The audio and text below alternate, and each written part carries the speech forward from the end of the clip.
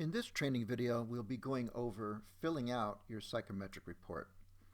So as you can see where it's highlighted, right now we're in call report, and that reflects right here as well. It's a call report. But we want to go to the psychometric report, so you will click on psychometric report, and it highlights. On all forms, your logo will follow you. You never have to worry about that. It'll be there for you.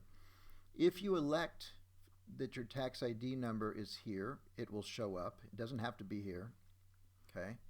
And of course the title of this form, psychometric report, your company name and your company address, company phone number, company email, and then license.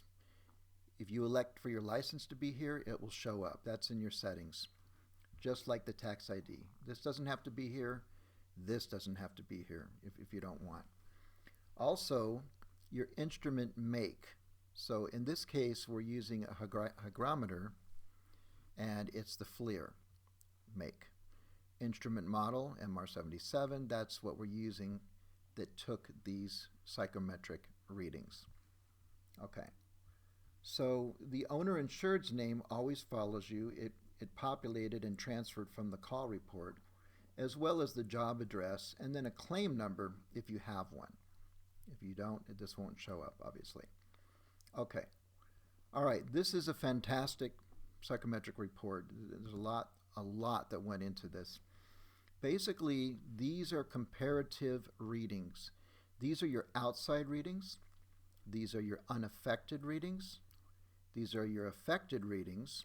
In other words, the areas that are wet, so it's affected. And then your dehumidifier, if you elect to use this, we have it for you. And your HVAC. If you want to take readings for your HVAC, you can certainly do so. So starting off with the outside readings, this is your temperature. So I filled in 68.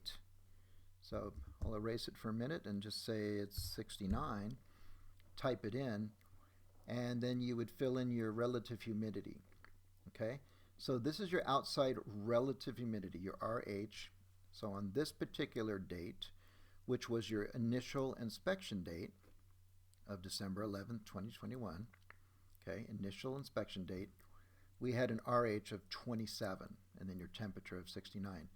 Something that's really, really fantastic is on your GPP, this reading, which is your grains per pound, and your dew point, once you fill out your temperature and you fill out your RH, automatically your GPP will fill in for you and your dew point will fill in for you. You don't have to worry about it. It calculates automatically. So that's a fantastic feature. You'll never have to worry about these two readings ever again. It'll be done for you. So far we've taken our outside readings. We filled in our initial inspection date. These two came in automatically. Then we went to our second inspection date, okay? And we filled those in. And then our third and final day, we put these two in. These two came in automatically. So we have 3 days of psychometric readings for the office, okay? And as I said before, you could use the dehumidifier readings as well as HVAC. Now, the dates that are showing here, the way you do that is you click on Add Inspection Dates. Okay, so I could change this calendar dates right now if I wanted to, and click on here, and I could add any of these dates. Let's say that we had to draw an additional date. Okay, so you'd start off again. You click on that first date, make sure it sets in, then go to the 15th. Okay, and then look up top, 11th of December to the 15th. I just added another day. Okay, because we discovered we need to dry longer. Click Apply. And where do you want this extra day to go to? Do I want it to go to the office only or the warehouse? I could select one of these, or I could say, no, all. This could be 20 different areas. It's up to you. So that's how you add an inspection date, and you're going to see, look how fast we just added the 15th. That's quick. Okay? So we now have extra dates that were added. Actually, it's two dates. Excuse me for that. 14th and 15th were added. And look what happened. It also went to the warehouse. Automatically, these 2 dates were added in. So adding dates for your psychometric report, okay, is so easy to do when you click on that button. All right. Incidentally, another great feature. Once you fill in your dates for the psychometric report, as I showed you where to do it, and it doesn't matter if you go to psychometric report and add your dates here first, or you say, you know what, I want to do my moisture map first. But when you add the dates for either moisture map first or psychometric report first, the other form will automatically fill in for you. You will see these areas listed. That happens automatically as soon as you fill it out in the beginning. And so the dates will automatically fill in as well as the areas. So if moisture map wasn't filled out first, this will already be ready for you. Okay, so that's fantastic. There's a lot of power in this form. A lot of work went into this. Okay, all right. As you can see, this is the office. Okay, you notice this blue plus right here. Very, very important if you need it. I don't need this blue plus for the office. You're going to see why in a minute. But I do need the blue plus for the warehouse. Okay, why is that? Okay, let's say that there was roof leaks within the warehouse. There was heavy rains, and that warehouse had multiple areas that were wet, and then there were other areas that were not wet. And I'm going to click on this plus and show you why. Drying zones. So let's say within that warehouse, you're not drying the whole warehouse, but let's say you're drying 6 areas of the warehouse, or you're drying 2 areas. But in this, now we have this where you click on, it automatically starts at 2, and I'll show you why in a second. Okay, so let's use the 2.